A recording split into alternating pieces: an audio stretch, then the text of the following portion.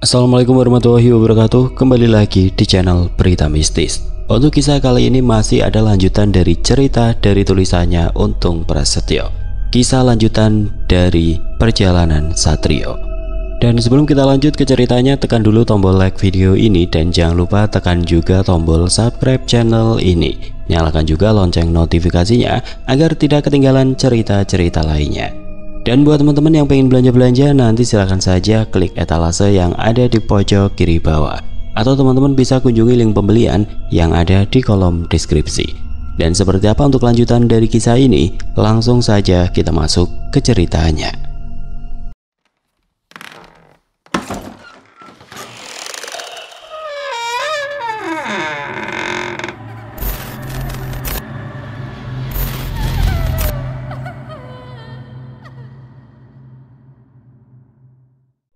Pagi itu Satrio melangkah dengan penuh semangat menyusuri jalan desa yang masih sepi untuk menuju rumah Lek Jono.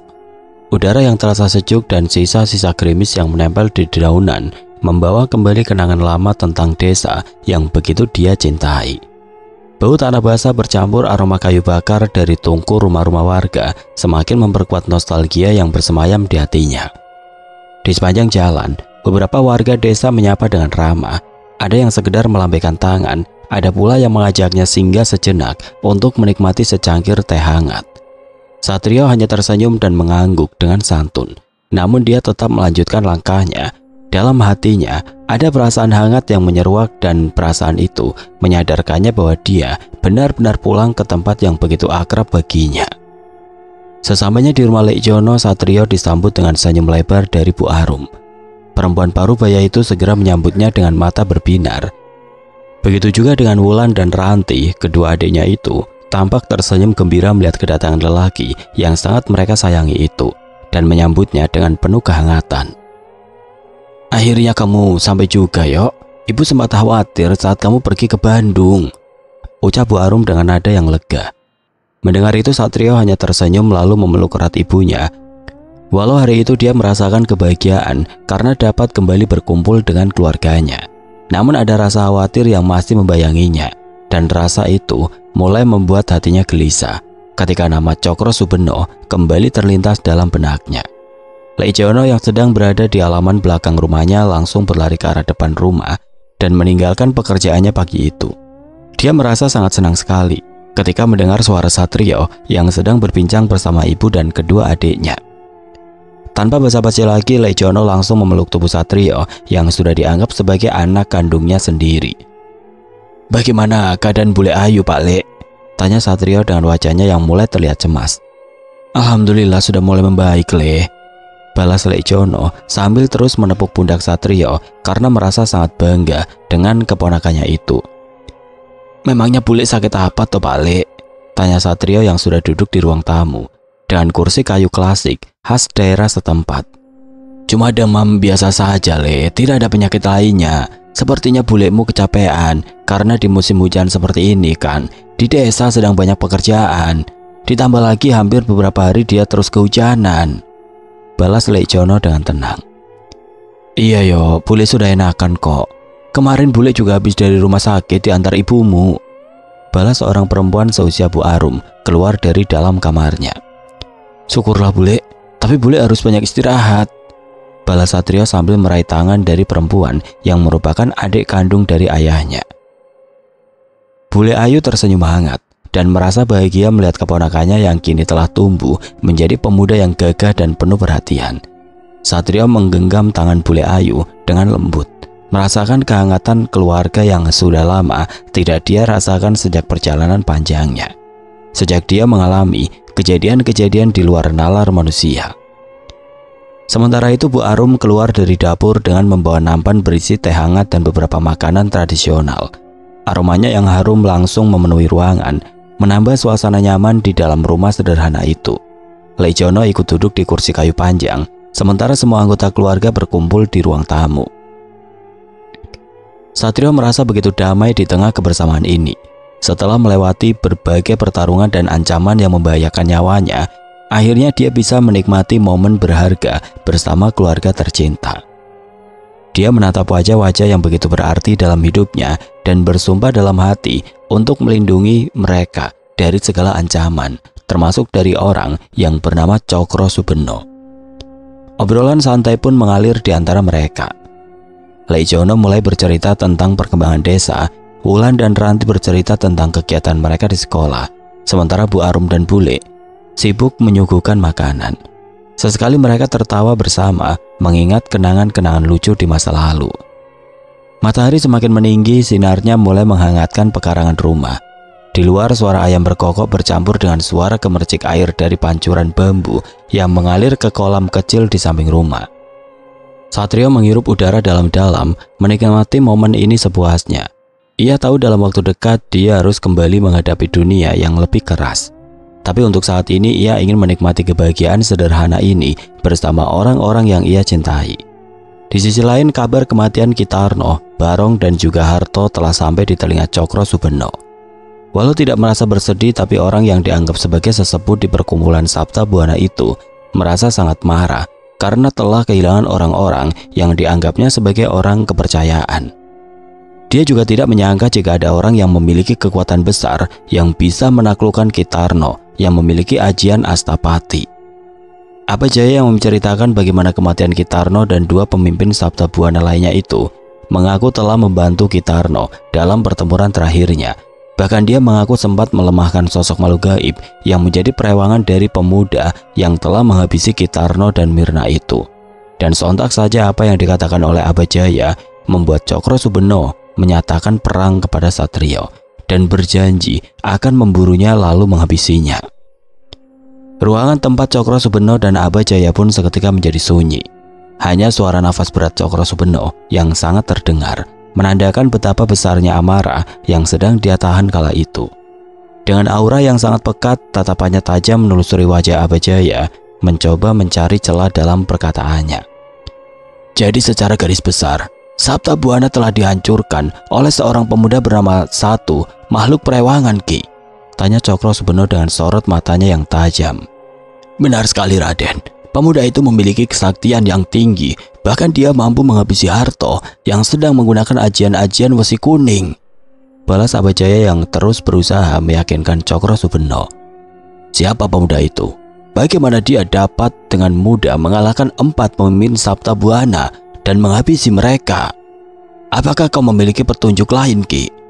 Tanya Cokro Subeno yang sudah mempercayai apa yang dikatakan oleh Abajaya. Aku melihat dia membawa bilah keris pusaka yang memiliki kekuatan besar, Raden. Dan keris itulah yang menghabisi nyawa Kitarno. Pemuda itu tiba-tiba saja menghilang dalam pandangan kami. Lalu dia muncul tepat di belakang Kitarno dan menghunuskan keris tersebut hingga menembus dadanya. Balas Abajaya sambil menundukkan wajahnya. Melihat hal itu, aku langsung menyerangnya dengan ajian Sukma Lawu, tapi dia kembali menghilang dan tiba-tiba saja berdiri di belakangku. Beruntungnya saat itu Giri Sepuh dan Giri Anom datang membantu. Mereka akhirnya dapat memukul mundur pemuda itu, Den. Dan di saat-saat terakhirnya, Kitarno memberikan energi Sabta Kencana kepadaku. Imbu Abajaya sambil perlahan menunjukkan energi Sabta Kencana yang dia keluarkan dari dalam tubuhnya. Baiklah, Ki. Sekarang kau urus Sabta Buana, dan jangan biarkan musuh-musuh kita tahu jika Sabta Buana telah tumbang. Dengan ini, aku mengangkatmu menjadi ketua baru dari perkumpulan Sabta Buana, dan carilah 4 pemimpin lainnya, Ki. Ujar Cokro Subeno yang terdengar sangat melegakan hati Abajaya. Abajaya menundukkan kepalanya dalam-dalam, seraya menyembunyikan senyumnya yang penuh kemenangan. Dia berhasil mendapatkan kepercayaan Cokro Subeno dan kini menjadi pemimpin baru dari Sabta Buana. Meski kelompok itu telah kehilangan sebagian besar kekuatannya, Abajaya tahu bahwa ini hanyalah permulaan. Dengan hati penuh ambisi, dia melangkah mundur, meninggalkan ruangan dengan perasaan lega. Kini, ia memiliki kendali penuh atas kelompok yang selama ini hanya bisa dia ikuti sebagai bawahan. Kekuasaan dan energi Sabta Kencana telah berada di tangannya, dan Abajaya tidak akan menyia-nyiakan kesempatan ini. Sementara itu, Cokro Subeno masih berdiri di dekat jendela, memandang langit yang mulai diselimuti awan kelam. Hatinya dipenuhi amarah, namun juga ketertarikan yang mendalam. Pemuda yang disebutkan oleh Abajaya jelas bukan orang sembarangan. Dia memiliki kekuatan yang tidak bisa dianggap remeh, terlebih lagi dengan keberadaan keris pusaka yang mampu menembus pertahanan ajian Astapati. Cokro Subeno menghela nafas panjang, pikirannya mulai menyusun rencana.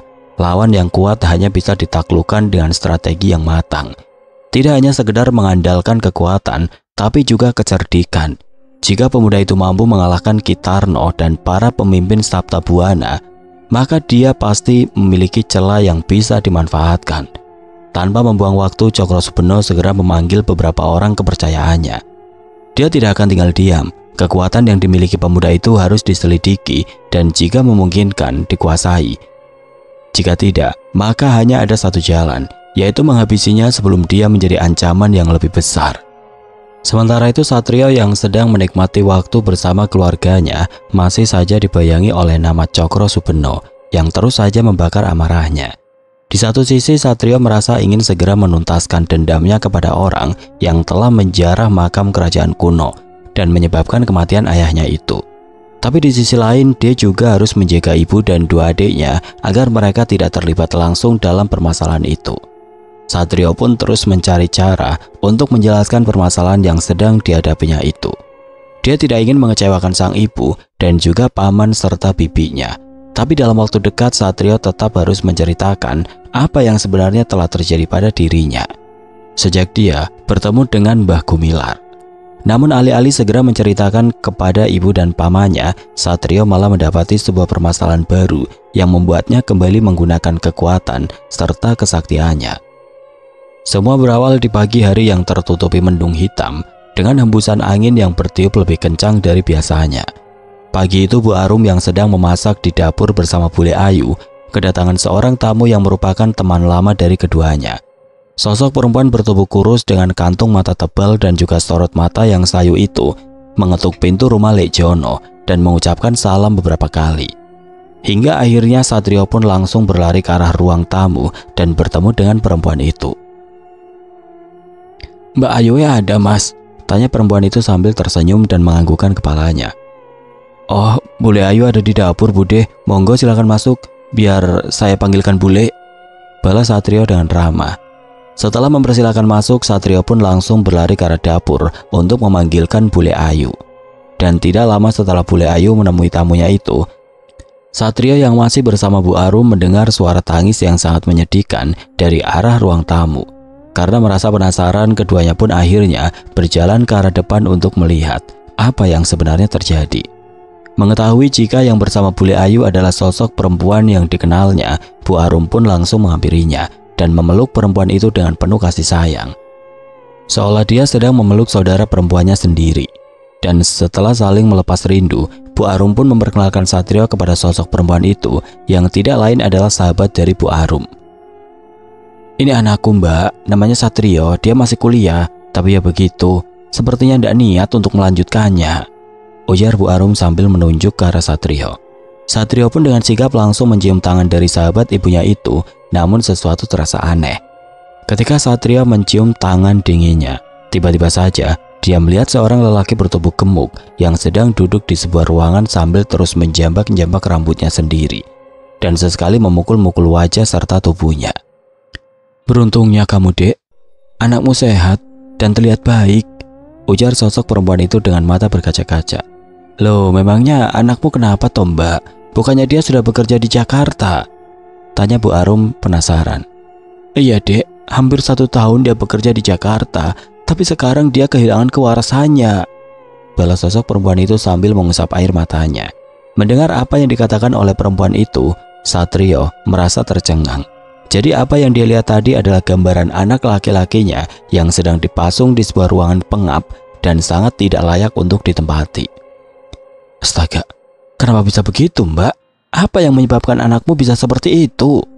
tanya Bu Arum yang terkejut ketika mendengar apa yang dikatakan oleh sahabatnya itu. "Itu semua juga salahku, Dek. Aku yang mengizinkan anakku untuk menguru ilmu di tempat seorang dukun sakti yang ada di desa sebelah. Tapi beruntungnya Mbah Dukun itu mau merawat anakku hingga dia sembuh nanti. Dan sekarang ya anakku ada di rumah dukun itu," balas sosok perempuan itu menjelaskan. Merasa jika ada sesuatu yang janggal pada apa yang diceritakan oleh sahabat ibunya itu, Satrio pun menanyakan keberadaan anaknya. Dia pun langsung mengutarakan apa yang ada di pikirannya saat itu. "Maaf bule, sekarang anak bule ada di mana? Apa saya boleh melihatnya?" tanya Satrio dengan penuh harap. "Dia ada di desa Widoro, Le. Ya sekitar 20 kilo kalau dari desa ini," balas perempuan itu. "Yo, itulah yang ibu khawatirkan, nak. Ibu selalu takut kalau kamu bersinggungan langsung dengan hal-hal mistis," sahut Bu Arum yang membuat Satrio hanya bisa tersenyum. "Apa kamu juga meguru, Le?" tanya sosok perempuan itu penasaran. "Enggak bule, saya tidak pernah meguru, tapi apa yang saya dapatkan ini datang begitu saja bule," balas Satrio menjelaskan. "Hati-hati yo Le, jangan sampai kamu mengalami apa yang dialami Supono," ujar perempuan itu dengan wajah yang terlihat serius. "Oh, jadi anak bule bernama Supono.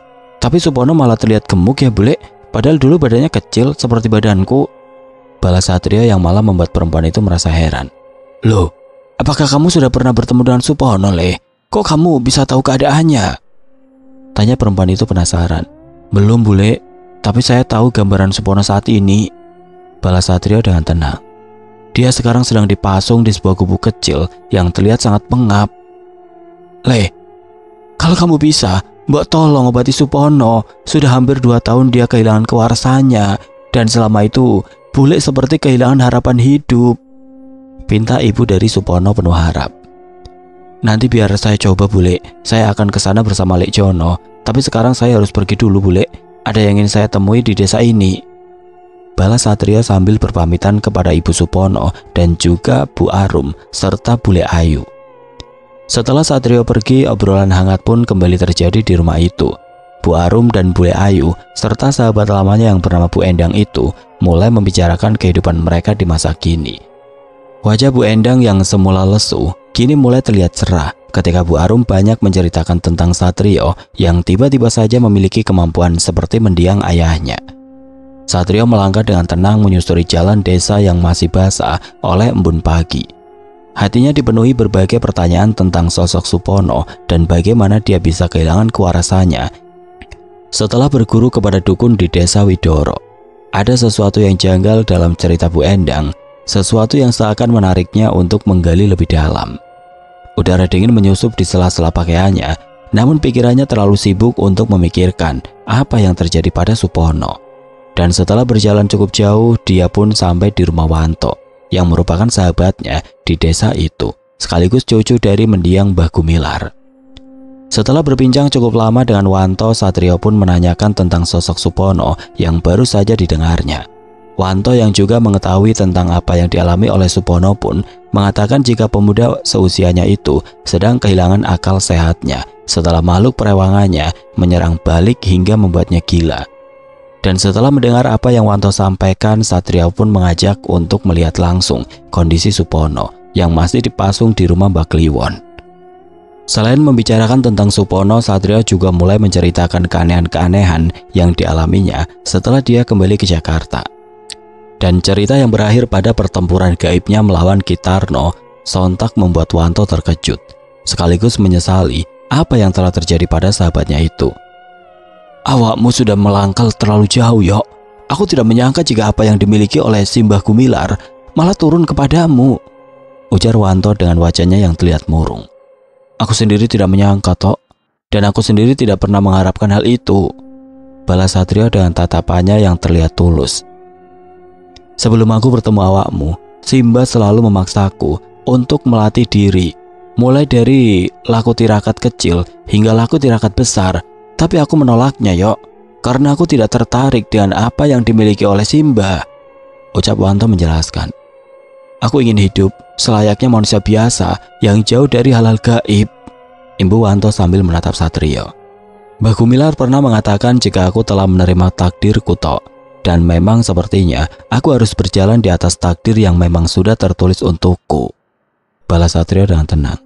"Simbah juga mengatakan itu kepadaku, Yok. Bahkan sebelum beliau meninggal, beliau menitipkan bila keris Kiai Jangkar Bumi dan mata tombak Singobarongnya kepadaku. Setelah itu, Simbah memintaku untuk melakukan pati geni di atas Bukit Andong yang menjadi tempat pesarian beliau," ujar Wanto menjelaskan. Lalu, apa kau sudah melakukan itu, Tok? Tanya Satrio yang langsung dibalas anggukan kepala oleh Wanto. Semua yang Simba miliki telah diturunkannya kepada aku, Yok. Sekarang, aku juga memiliki kemampuan seperti yang kau miliki. Balas Wanto yang langsung menunjukkan sebuah energi besar yang membuat bulu kuduk Satrio meremang di buatnya. Dan ternyata kau memiliki kemampuan itu, balas Satrio sambil tersenyum. Setelah berbincang hangat dan menceritakan pengalamannya masing-masing, Satrio pun mengajak Wanto untuk ke rumah Lek Jono guna menemui Bu Endang yang masih berada di sana. Sementara itu, rumah Lek Jono, suasana masih terasa hangat. Bu Arum dan Bu Endang berbincang dengan penuh nostalgia mengenang masa lalu mereka saat masih muda. Tawa kecil terdengar dari mereka, menghapus sedikit beban yang selama ini menghantui Bu Endang. Namun di sela-sela keceriaan itu terselip kegelisahan yang sulit diungkapkan dengan kata-kata. Ketika Satrio dan Wanto tiba di rumah Lek Jono, suasana masih terasa akrab. Bu Arum dan Bu Endang serta Bule Ayu tampak begitu menikmati obrolan mereka, seakan sesaat melupakan berbagai masalah yang menimpa. Namun begitu Satrio memasuki ruangan, sorot mata Bu Endang kembali dipenuhi kegelisahan. Satrio bisa merasakan ada sesuatu yang masih mengganjal di hati ibu dari Supono itu. Dia duduk di hadapan Bu Endang, menatap dengan penuh pengertian. Bu, saya dan Wanto berencana pergi ke rumah Mbak Kliwon malam ini. Saya ingin melihat langsung keadaan Supono, ujar Satrio dengan nada lembut. Mendengar hal itu, Bu Endang menatap Satrio dengan penuh harap. Sambil menghela nafas panjang, dia berkata, Le, kalau memang kamu bisa menolong anakku, tolonglah. Aku sudah kehabisan cara, ujar Bu Endang dengan suaranya yang bergetar dan matanya kembali berkaca-kaca. Kami hanya ingin melihat dulu bagaimana keadaannya, Bu. Setelah itu kita akan pikirkan bersama apa yang bisa dilakukan, balas Satrio dengan tenang. Aku ikut kalian ya. Kalau mau ke rumah Mbak Kliwon, kita harus hati-hati. Orang itu memang sakti, tapi ada banyak hal yang tidak bisa dijelaskan dengan akal sehat, timbal Lek Jono dengan wajah seriusnya. Setelah itu mereka pun bersiap meninggalkan rumah Lek Jono dengan langkah mantap. Hanya Bu Arum dan Bule Ayu yang tetap tinggal di rumah. Keduanya berdoa dalam hati agar perjalanan mereka malam ini membawa harapan baru bagi Supono. Setelah menempuh 1 jam perjalanan menggunakan sepeda motor tua milik Lek Jono dan juga milik Wanto, mereka pun tiba di kaki bukit Desa Widoro yang menjadi tempat tinggal Mbah Kliwon. Aura mencekam pun mulai dirasakan oleh Bu Endang dan juga Lek Jono yang peka terhadap hal-hal gaib. Rumahnya di atas sana, Le. Satrio dan Wanto pun saling beradu pandang sebelum akhirnya mereka berdua mengedarkan pandangannya ke arah lain untuk memastikan jika tidak ada ancaman dari makhluk-makhluk gaib yang ada di sekitar bukit. Dan setelah memastikan semuanya aman, Satrio pun berjalan di depan menuju ke atas bukit yang diikuti oleh Bu Endang, Lek Jono, dan juga Wanto. Langkah mereka semakin mantap menapaki jalan setapak yang menanjak menuju rumah Mbah Kliwon. Malam semakin larut dan kabut tipis mulai turun menyelimuti pepohonan yang menjulang di sepanjang jalur menuju puncak bukit. Suara jangkrik dan burung hantu sesekali terdengar, seakan menjadi pertanda bahwa mereka tidak sendirian di tempat itu. Bu Endang menggenggam kain selendangnya erat-erat, sementara Lek Jono menoleh ke kanan dan kiri merasakan sesuatu yang tidak kasat mata mengawasi mereka. Meski tidak memiliki kemampuan seperti Satrio dan Wanto, mereka berdua dapat merasakan hawa dingin yang tiba-tiba menyergap, seolah ada sesuatu yang tengah mengintai dari kejauhan. Di barisan depan, Satrio menghentikan langkahnya sejenak, memincingkan mata ke arah pepohonan di sebelah kiri jalan. Dia merasakan energi yang tidak biasa, terasa samar namun kuat. Wanto yang berjalan di sampingnya juga merasakan hal yang sama. Tanpa perlu berbicara, keduanya langsung memasang kewaspadaan penuh. Mereka pun mempercepat langkah, menembus pekatnya kabut yang semakin tebal. Rumah Mbak Kliwon sudah mulai terlihat di ujung jalan, hanya beberapa meter lagi. Namun tiba-tiba langkah mereka tertahan ketika suara geraman rendah terdengar dari balik pepohonan. Dari arah semak-semak, sesosok bayangan tinggi dan besar mulai menampakkan dirinya. Matanya merah menyala dalam kegelapan. Tubuhnya berbalut kabut tipis yang bergerak liar di sekelilingnya. Sosok itu berdiri diam, menghalangi jalan mereka menuju rumah Mbah Kliwon. Wanto meraih seuntai raja yang tergantung di lehernya, sementara Satrio mengepalkan tangan, siap menghadapi apapun yang terjadi. "Kita sudah hampir sampai, Le," ujar Bu Endang yang tidak tahu jika mereka sedang ditunggu oleh sosok makhluk gaib yang sepertinya memang sengaja ditempatkan di sana untuk berjaga. Namun di dalam rumahnya, Mbak Kliwon yang sudah menyadari kedatangan mereka dengan mulai merapal mantra untuk menarik kembali makhluk perewangnya itu. Beruntungnya semua kembali normal tanpa adanya pertarungan yang memang tidak perlu terjadi malam ini. "Aku dan Mbokmu sudah menunggu dari tadi, Ndo," ujar Mbak Kliwon yang berdiri di teras rumah kayunya sambil tersenyum. "Iya Mbak, maaf tadi saya habis menemui teman saya di desa sebelah dan kebetulan anak dari teman saya ingin melihat keadaan Supono," balas Bu Endang yang terlihat sangat tenang kala itu. "Walah, ada tamu jauh toh, monggo-monggo, silakan masuk," sapa Mbak Kliwon dengan ramah. Akan tetapi sapaan ramah dari Mbak Kliwon itu adalah sebuah jebakan. Dia yang merasa terusik oleh energi besar milik Satrio dan juga Wanto langsung mengarahkan serangannya dengan energi hitam yang dimilikinya. Namun Satrio yang sudah menyadari hal itu langsung merapal ajian sirep pawening dan langsung memegang erat pundak Wanto serta Lekjono. Mengetahui jika ketiga orang yang datang bersama Bu Endang tiba-tiba menghilang, Mbak Kliwon pun tersenyum sambil memegangi janggut panjangnya. Lelaki tua bertubuh kempal itu tahu jika yang datang kali ini bukanlah orang-orang sembarangan. "Baiklah anak muda, aku mengakui kehebatan kalian," ujar Mbak Kliwon yang membuat Bu Endang merasa keheranan. "Maafkan kami jika kedatangan kami ini mengganggu sampean, Mbah," balas Satrio dengan ramah. "Aku harus melindungi Supono dari orang-orang yang masih mengincarnya, Le. Jadi maafkan aku jika aku menaruh curiga pada kalian," ucap Mbak Kliwon menjelaskan. Kabut tipis yang menyelimuti rumah kayu Mbah Kliwon perlahan mulai surut, seiring dengan berkurangnya aura hitam yang sempat menyelimuti tempat itu. Satrio, Wanto, dan Lekjono yang berhasil menghindari serangan halus Mbah Kliwon kini kembali menampakkan diri dan berdiri tegap di hadapan lelaki tua itu. Sementara itu Bu Endang yang masih terlihat kebingungan, dia tidak menyangka bahwa pertemuan ini diwarnai ketegangan sejak awal. Namun dia memilih diam dan mengamati situasi. Mbah Kliwon menghela nafas panjang lalu melangkah ke dalam rumahnya, memberi isyarat agar mereka semua mengikutinya. Di dalam, ruangan sederhana itu diterangi oleh beberapa lampu minyak, menciptakan suasana temaram yang terasa hangat namun tetap dipenuhi aura mistis. Mbah Kliwon duduk bersila di tengah ruangan, sementara tamu-tamunya mengambil posisi masing-masing. Dia menatap mereka satu persatu, lalu kembali berbicara. "Aku tahu kalian bukan orang biasa. Kedatangan kalian membawa energi yang besar dan itu membuatku harus lebih waspada. Tapi sekarang aku bisa merasakan bahwa kalian tidak berniat jahat," ujar Mbak Kliwon dengan tegas.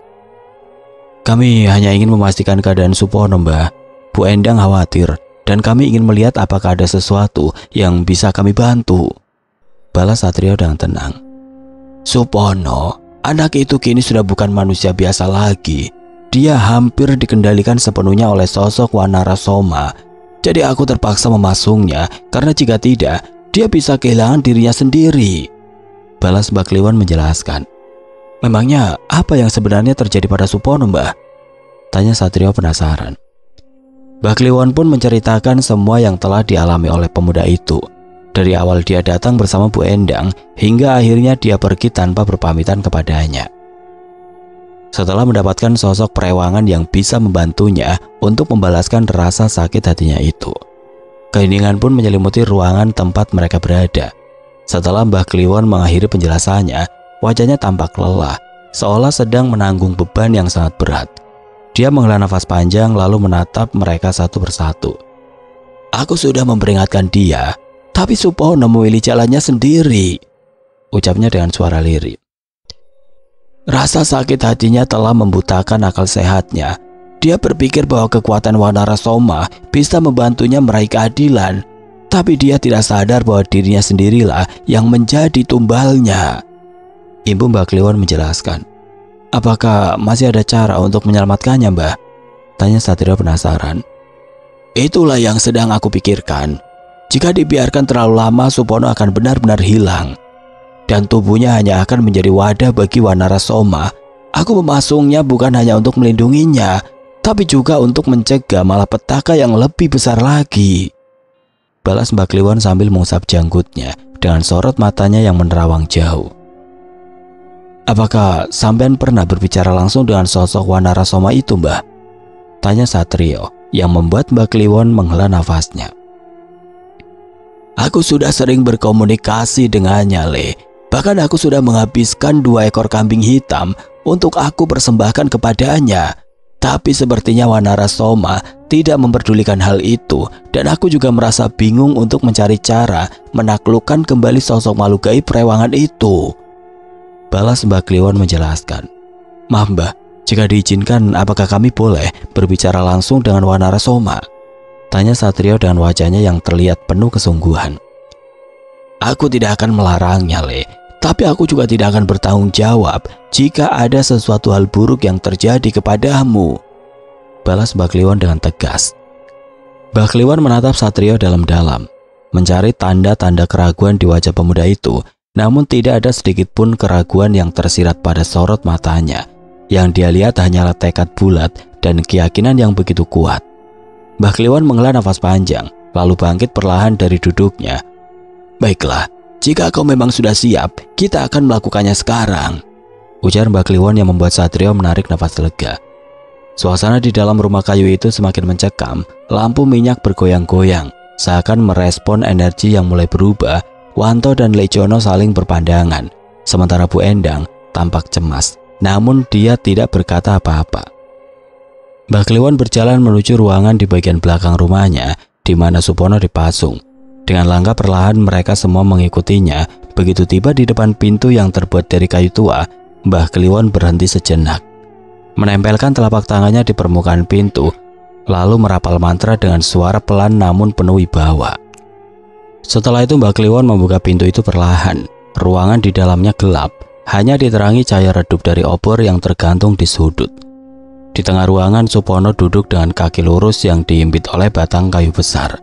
Matanya terpejam, namun tubuhnya tampak bergetar, seolah ada sesuatu yang tengah berusaha keluar dari dalam dirinya. Siapa yang datang ini, Kliwon? Sepertinya dia bukan orang sembarangan, ujar Supono dengan suara yang terdengar besar dan bergema.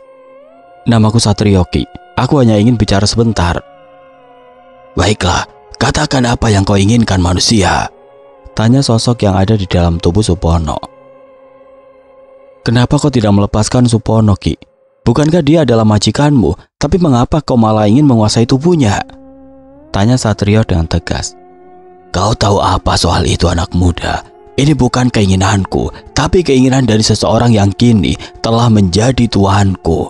Setelah dia dapat mengalahkanku, ujar sosok Wanarasoma dengan tegas. Baiklah kalau begitu, Ki, biar aku yang bicara langsung pada orang itu, balas Satrio yang langsung keluar dari ruangan tempat di mana Supono berada. Oke teman-teman, sampai di sini dulu ceritanya. Nantikan kelanjutan kisah ini di video berikutnya. Agar tidak ketinggalan, klik tombol subscribe channel ini dan nyalakan lonceng notifikasinya. Wassalamualaikum warahmatullahi wabarakatuh.